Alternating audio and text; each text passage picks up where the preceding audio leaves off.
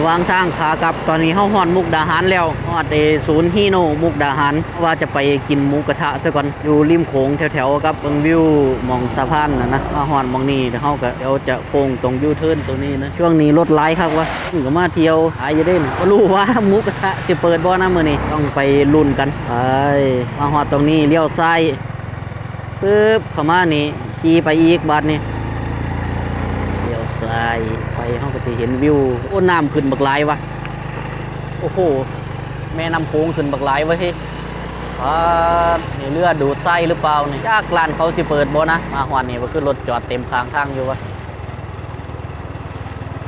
พอมาฮอดหม้องนี้แล้วเฮาก็ย่างเข้าไปแต่ละล็อกเนี่ยมันก็จะมีร้านไผร้านมันอยู่นะเขาเจ้าก็เฮ็ดไว้อยู่ที่แรกเฮาก็นึกว่าฝนตกแล้วเขาเจ้าจะบ่ได้ขายหมูกระทะบัดใดแท้เขาก็หาแนวมากางพูดแล้วเนาะ